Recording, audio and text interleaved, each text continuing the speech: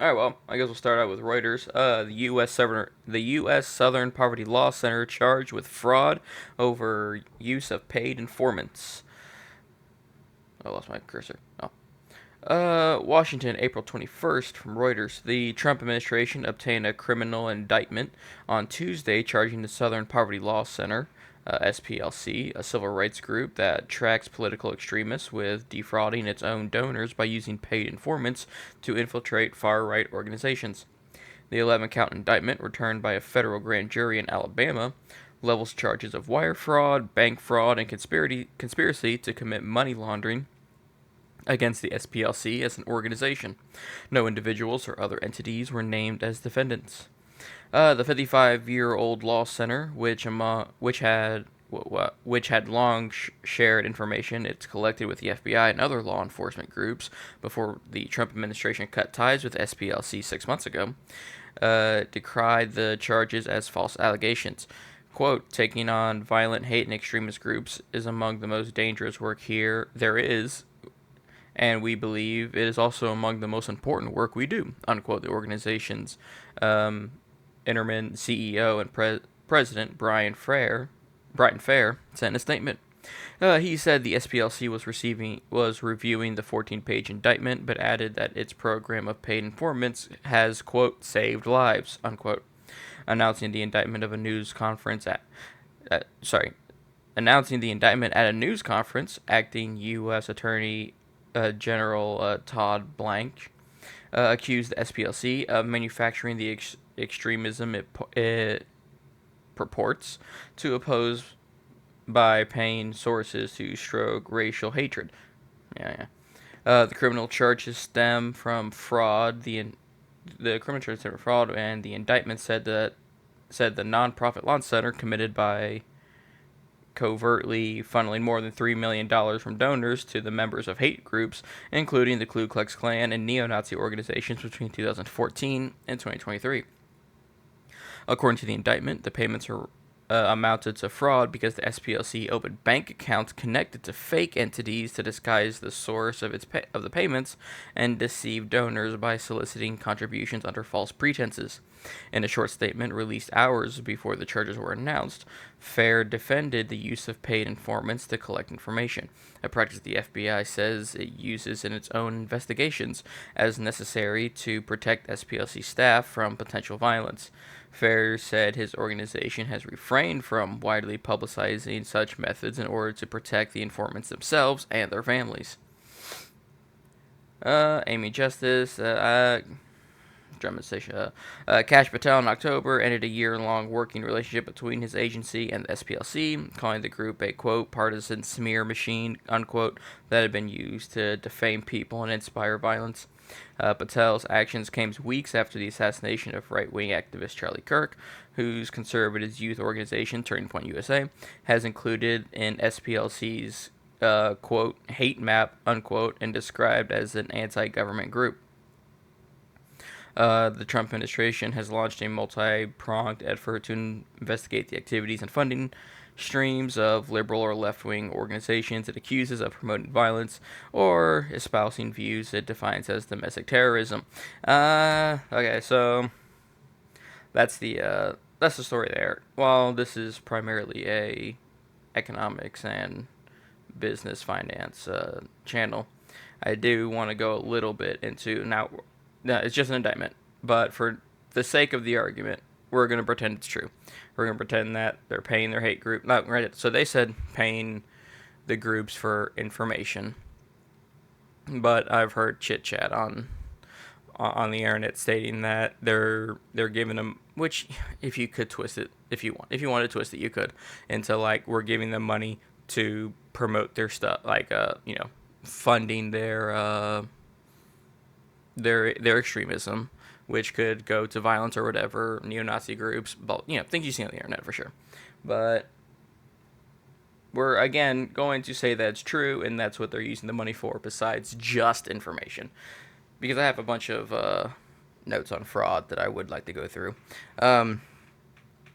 So the first one, fraud and abuse are not unique to corporations or governments. They have historically occurred in nonprofit charities and international agencies as well, because these organizations often lack the same, quote, profit and loss pressures that force private firms to be efficient and transparent to survive. They can sometimes be susceptible to mismanagement. Again, that note's basically for the you could always say like, okay, they're paying the information. Well, we're still giving them money, for their to print their T-shirts, print their coned hats. You know, you could put it that way. And I know they said the FBI. Well, a counterpoint I have for them is like they said oh, the FBI does that. They pay they pay their informants. So it's like, well, usually the FBI is doing that too because they're going to be arresting the people, or the information is so good that it would lead to criminal charges. This is not a criminal investigation group. It's the poverty law center. It's used to just sorry, like it's to go to cases, but they're not in charge of law enforcement. So there's that. You could twist it that way, and I need more evidence of it. And again, this is just an indictment. Um, Nonprofit organizations that depend on a steady stream of donations from the public often have incentives to be alarmist. This tactic is somewhat used to, quote, scare more money out of donors, unquote, by emphasizing or exaggerating threats, which ensure the continued flow of capital to the organization. This is the part I mainly wanted to get into. So, I don't have a problem, like you get charities, donations, and stuff for sure. But one, I think those even to an extent, like there's some corruption within those for sure, because 100% of the money you're donating is not going back to those charities. I've heard statistics that it's 10 to 20% is actually going back to them because they gotta feed their own people or whatever. Fair, fine, whatever. But it's like this has been brought up to me before, but it's like if you say you need funding to get rid of the problem, and then you get rid of the problem, then that's it. You get no more stream of income because the problem's gone. So now, granted, we are pretending this is true, that it's not just for paid informants, it's for we're funding them so that there is a problem, which to an extent I can see. It's again, we're not a very political channel, but it's like we need these groups to be active for us to receive the payment. Now, again, if we're going off random statistics you can find on the internet, 10 to 20% of what you're donating is getting back to them. So that means 80% of what you're giving them is not going to charities. It's going to the big wigs, the corporations, and the employees. You need to pay them so they can actually go out and accept your donations. If the problem's gone, there's 80% of your income. And that's not unusual. Because, for example, like we know capitalism. We talk about incentives. There needs to be incentive for a company to be like, hey, we need your money for this. And one example I bring up is like environmental activism. I don't have a problem with that. I'm very pro Earth. I'm not a tree hugger by any means, but we can lessen the pollution. I'm fine with that. But they talk about like, oh, they're chopping out rainforests and they're chopping this, that, and the other to make way forever. But my counter to that is, do you know what company in the world plants the most trees? Is it the forest company? Oh yeah, it's well, kind of. They're kind of a forest company. It's the paper making companies. Yeah. Because if they understand that if they chop down all the trees, they in the future they will have no product. They will not be able to make paper. So the people who plant the most trees are the people who are incentivized to use those trees. So Hmm. so it's kind of like, and to an extent, you're not hearing paper companies sending out their low level employees to accept donations so they can plant and chop down more trees. They already know this. A portion of their revenue goes to planting more trees. They plant more trees than anybody else in the world. You don't hear a lot of that coming from what's it called? For lack of a better term, the Tree Hugger Corporation, Hmm. because 20% of all of their products is what actually going to the the donation. And even then, I'd say it's broken up even further to pay more employees. Probably actually about 5% of what you pay is actually getting to stuff like that. Now, I'm sure there's, you know, I have other reserves for different types of charities and whatnot, but it's besides the point. Essentially, if there's no threat out there, then there's nothing to campaign on, and they've lost their revenue. Um, let's see. Unlike a private firm that must provide a product consumers want to stay solvent, aka like the paper making companies, a nonprofit's quote output unquote is often the precipitation of advocacy or crisis management. If a problem were perceived as solved or manageable, the financial incentive for the organization to exist might diminish. Yep, I just stated that with my example. Large sums of money can sometimes enable existing politicians to enrich themselves through graft and dispense funds in, quote, politically strategic ways, quote, unquote, to maintain their power. While this specific example refers to international aid, no, sorry, I just copied that from my notes. It illustrates the broader economic range of large, centralized pools of money being diverted from their stated purpose. If we want to go into it, we can, but I've got no problem saying that politicians have a problem with accepting donations and they're not going to where they want to say they go. AKA government's corrupt. What are you going to do?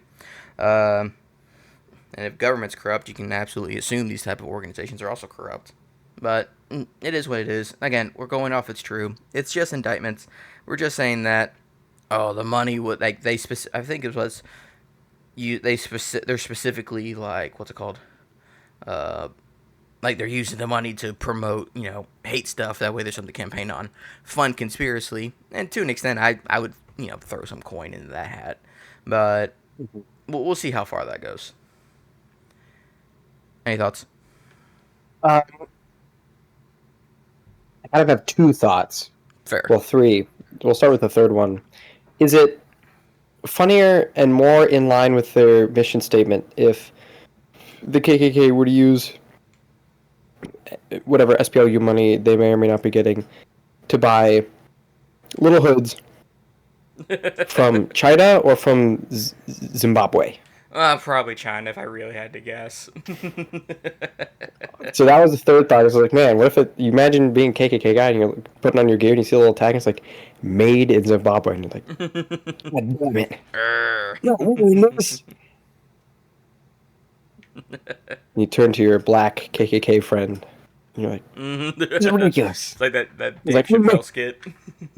Yeah. But, there's that, and then there's given the current political climate, I wouldn't be surprised if this was like politicized litigation. So that was sort of the first thing. Was like, whenever I see stuff like this, especially when it involves the SPLC, it's like it's probably gonna be pretty politicized on both sides. But as far as it goes with like potential fraud, I mean, wait to see where the case ends up. I don't think that like the system is so bad, at least in the judiciary, that like we're likely to see some like ultra politicized case be followed through all the way. I imagine like the initial litigation could be politicized, where it's like, oh, we're gonna charge you with this. And it's like, okay, but then prove it. And they're like, oh, we're just gonna drag this out for like 15 months, and then no one will remember, and we'll drop the case, and it will make headlines. Yeah, just in time for the headlines. So it's potential midterms. Yeah, right. And then there's the other side where it's like, I mean, hey, if they are doing this stuff, I mean, absolutely. But yeah, on the point of like needing to keep business open, potentially funding these groups, if I had to put a number to it, I feel like that's maybe, if I had to give it a percentage, I feel like 7. No, that's. I feel like I was gonna say 17%, but like I could see as high as like 25. Like, this is maybe a 1 in 4 chance that this is happening, because this is basically, it would basically just be similar to what happened with the whole BLM thing, where the organization that ran that was basically just turbo fraud. Like, it was bad. Yeah, I heard like the leader of it. Now, granted, I've heard that the BLM during the 2020 George Floyd riots, that the BLM. Now, I heard, I didn't go too far into it, but that specific BLM group that was getting all the donations, is not the original. It's one that is one that Ah, popped up and took the name because the original was Black Lives Matter, and I only say that because again, according to the internet, take it with a grain of salt, but the original organization was called Black Lives Matter, and the guy leading in charge of it is like he's very not anti-cop. Like he's very much so. yeah. We need more of our Well, more of our which is in impoverished. line with which is well, that's in line with a lot of the positions of people who supported the crime bill back in the 90s under the, I believe, the Clinton administration, where it was the, I think it was like the College of African, it was the what is it, NCAA, Yeah, NCAA. Yeah. National College of African American something. National College of African Americans. Basically, all the black people in Congress were actually hugely in support of it.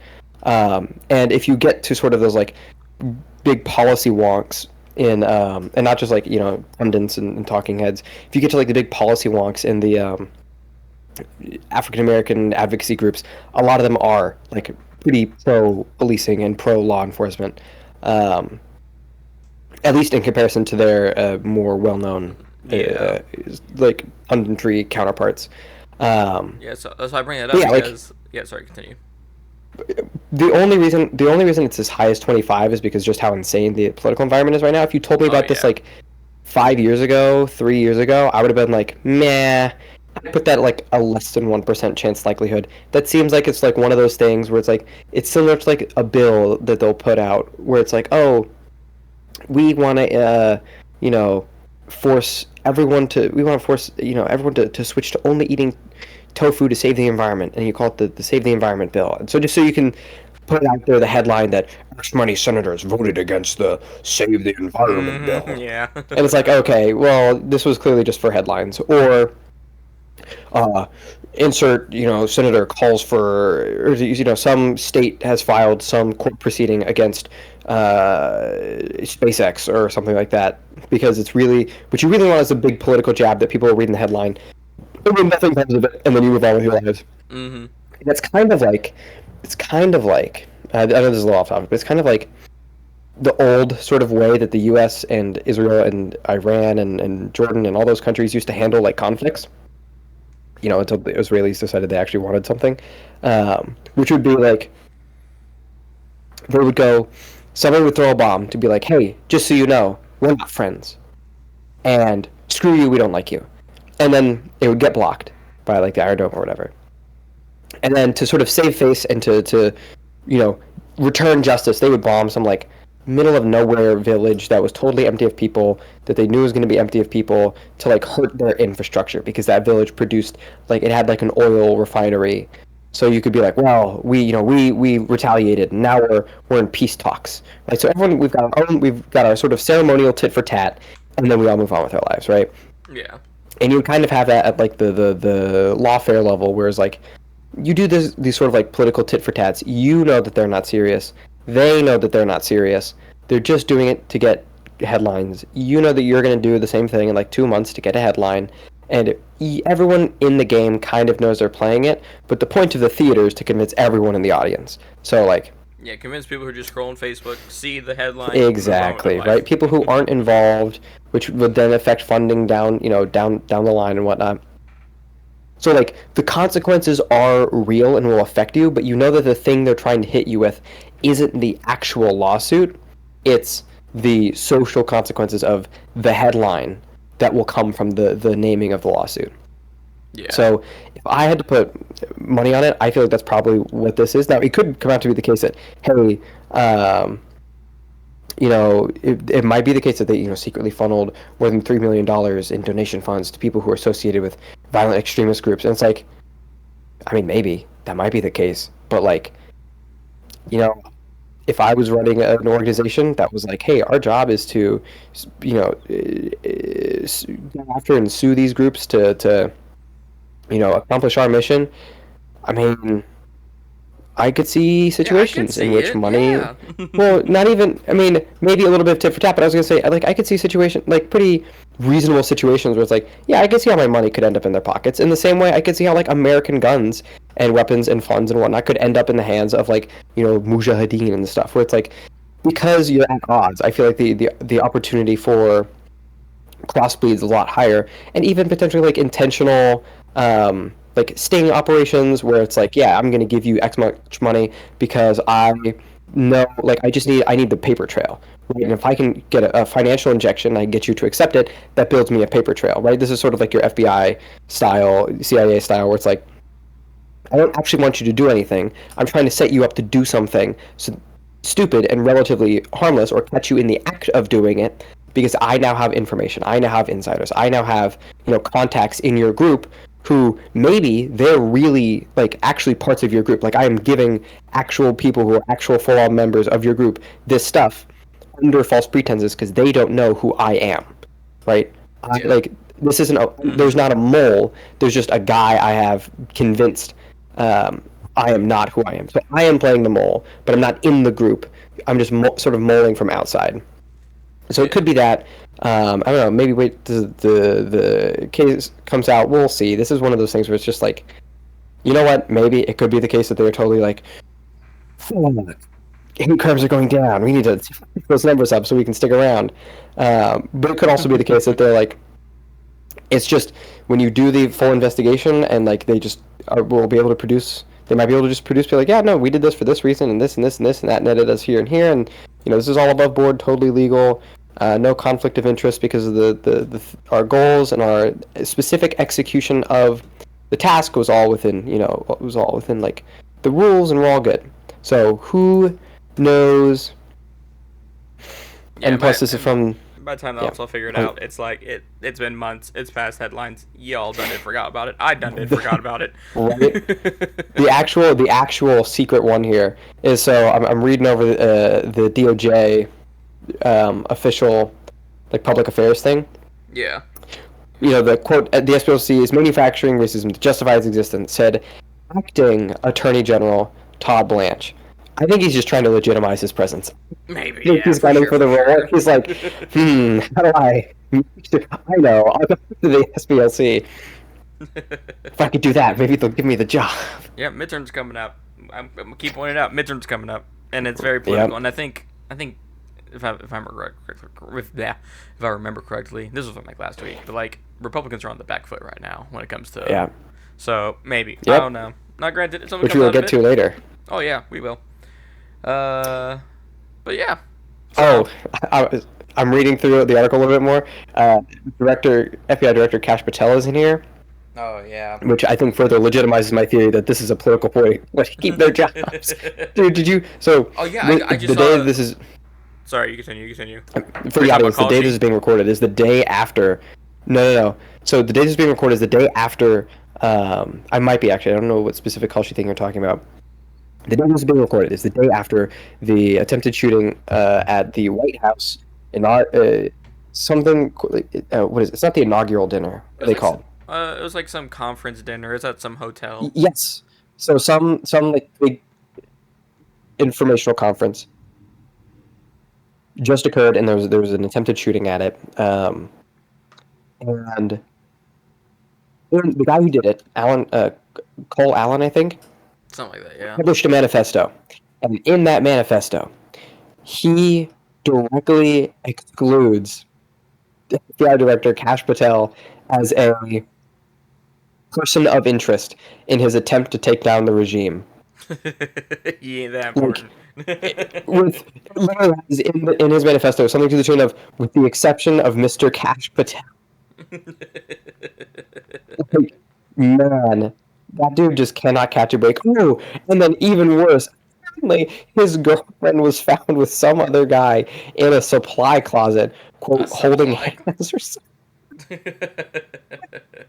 He just cannot catch a break. So the fact that he's in this, and I know this is like about a week or so old.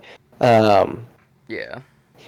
This dude's job has always been a bit tenuous, so this might be he might be hopping on this to try to be like, look at me, I can do something useful and legitimate. Guys, look. But that's what I'll have to say about this article. Yeah, for sure, for sure. We'll see where it goes, and I mean something might come out of it, but based on Mm. history with this administration, I'm not sure, especially with midterms coming up. But